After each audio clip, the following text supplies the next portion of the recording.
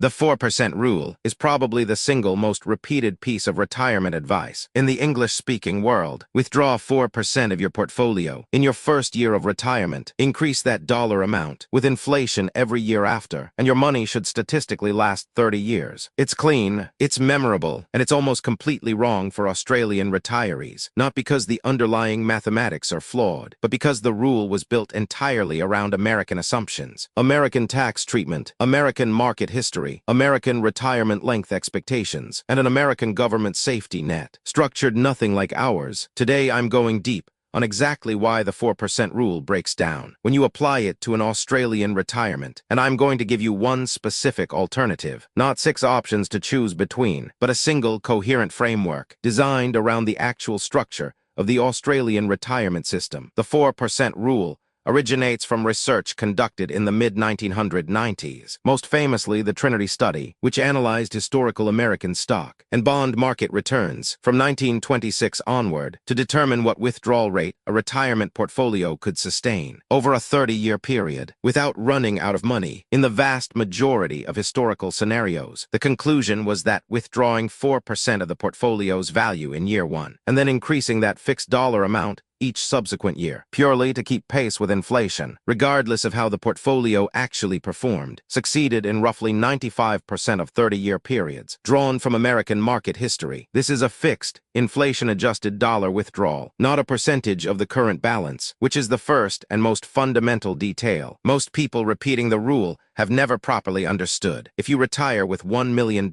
you withdraw $40,000 in year 1. In year 2, regardless of whether your portfolio grew to $1,100,000 or fell to $850,000, you withdraw $40,000 plus whatever inflation was that year. The rule is entirely indifferent to market performance after the first year, and that indifference is precisely where the first major problem begins. The 95% success rate quoted for the 4% rule is calculated using historical U.S. stock market returns over the 20th century, a period that includes the most prosperous, highest growth equity market in recorded history, with average real returns significantly up what most other developed economies, including Australia, have produced over comparable periods when researchers have applied the same Trinity study methodology, using Australian market history instead of American market history. The safe withdrawal rate that achieves a comparable success probability drops meaningfully. Multiple Australian academic studies on this exact question have found sustainable withdrawal rates closer to 3% to 3.5% when using ASX historical data rather than 4%, because Australian equity markets, while strong performers over the long term, haven't replicated the specific historical pattern of U.S. returns that the original study was built on, applying a rule calibrated to one country's unique 20th century market history to a completely different market with a different size, different sector composition. Australia is far more concentrated in financials and resources than the diversified American market, and different historical volatility was never going to produce the same safe withdrawal rate. This is the single largest structural difference between the American and Australian retirement systems, and it's the reason the 4% rule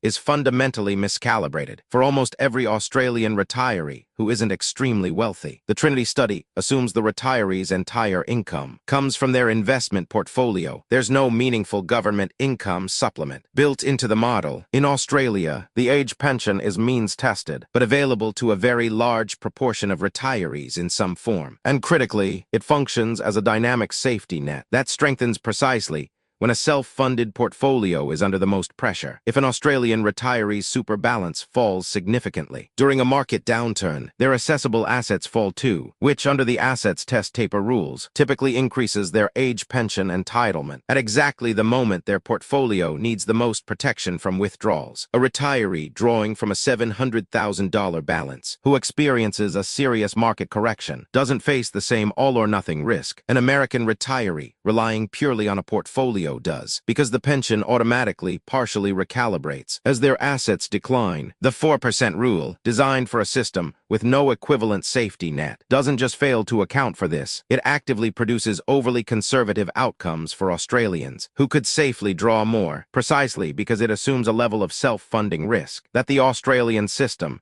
is specifically designed to reduce. The Trinity study and every American 4% rule calculation that followed it was built around the U.S. tax treatment of retirement accounts, 401k, and IRA withdrawals taxed as ordinary income, no equivalent to Australia's pension phase zero tax environment, and absolutely no concept of franking credits because they don't exist in the American tax system. Franking credits are a uniquely Australian mechanism. When an Australian company pays you a dividend, it attaches a credit representing the 30% corporate tax already paid on those profits, and for a retiree in pension phase with low or no other taxable income, that credit isn't just an offset against tax owed. It generates an actual cash refund. A retiree holding a $500,000 portfolio of fully franked Australian shares, generating a 4% cash yield, with dividends fully franked, can receive franking credit refunds worth an additional 1% to 1.5% of portfolio value annually, money that simply doesn't exist in the American model. The 4% rule was built around applying a withdrawal rate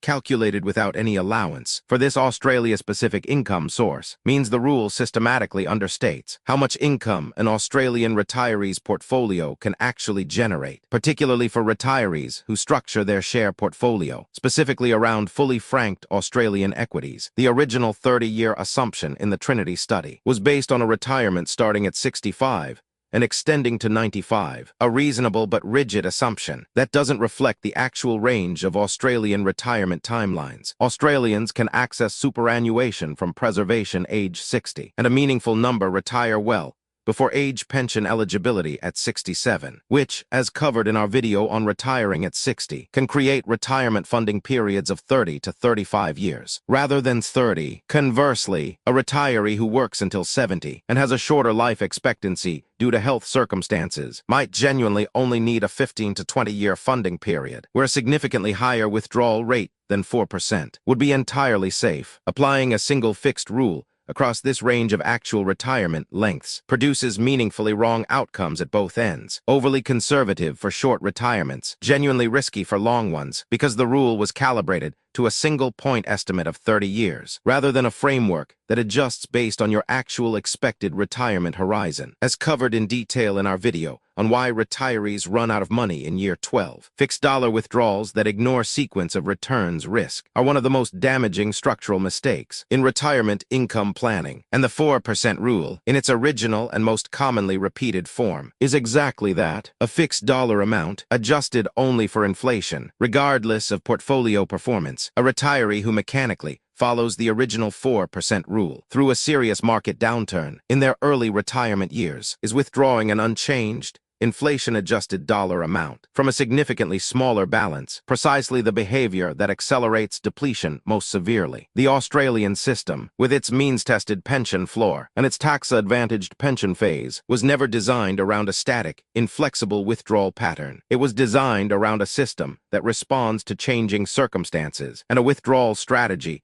that doesn't respond to those same changing circumstances is fundamentally mismatched to the environment it's operating in. Having established why the 4% rule doesn't fit, here is the single alternative framework, built specifically around how the Australian retirement system actually works. Call it the Pension-Coordinated Dynamic Drawdown, and it has 3 integrated components, rather than one isolated rule. The first component is a dynamic percentage withdrawal, rather than a fixed dollar amount, drawing between 4.5% and 5.5% of your current super balance each year, recalculated annually based on the actual balance at that point, rather than a fixed dollar figure that ignores performance. This single change, as modeled in our earlier video on retirement depletion, extends the realistic safe withdrawal life of a portfolio by 6 to 9 years compared to a fixed dollar approach, because it automatically reduces income during downturns and increases it during strong years, protecting the capital base. The second component is explicit age pension coordination. Rather than planning your super drawdown in isolation, you model your super withdrawal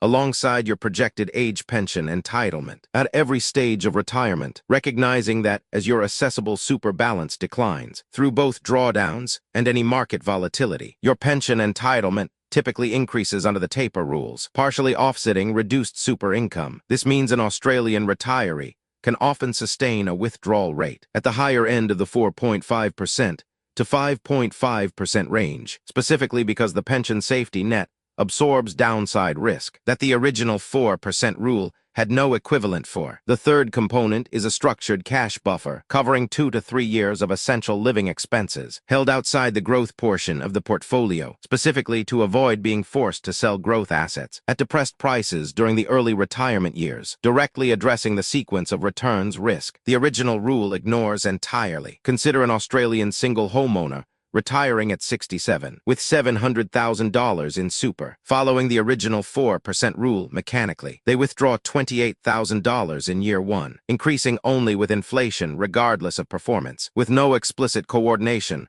with their age pension entitlement, and no structured cash buffer, a strategy genuinely calibrated to American assumptions. Following the Pension-Coordinated Dynamic Drawdown, the same retiree draws 5% of their current balance annually, $35,000 in year 1, while explicitly modeling their age pension entitlement. Alongside that drawdown, which at $700,000 in assessable assets already qualifies them for a meaningful part pension under the 2026 thresholds covered in our assets test video, and maintains a $70,000 cash buffer covering roughly 2 years of expenses to manage early sequence risk. The combined income, dynamic super drawdown plus coordinated part pension, is both higher in most years and structurally more resilient to market downturns than the rigid, isolated, pension-blind approach the original rule represents. This is not a marginal refinement. It is a fundamentally different framework, built around the specific architecture of the Australian system, rather than imported wholesale from a different country's retirement infrastructure. 3 things to do with this. First, stop using 4% as your mental shorthand for a safe withdrawal rate, and instead use the Money Smart retirement planner or a financial advisor to model a dynamic percentage drawdown between 4.5%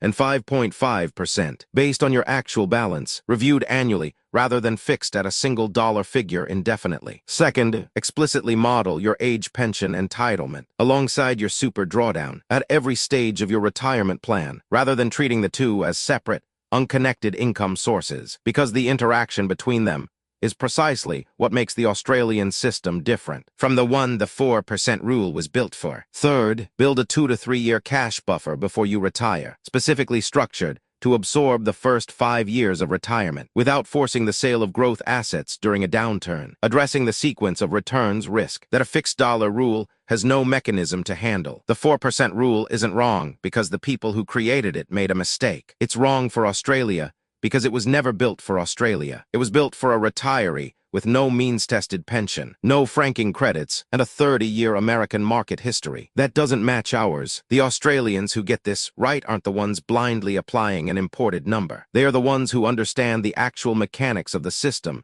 they are retiring into, and build a withdrawal strategy around that system specifically, rather than around a rule designed for a completely different one. If this changed how you think about your own drawdown number, subscribe and hit the notification bell. More straight-talking Australian finance content every week. Thanks for watching. I'll see you in the next one.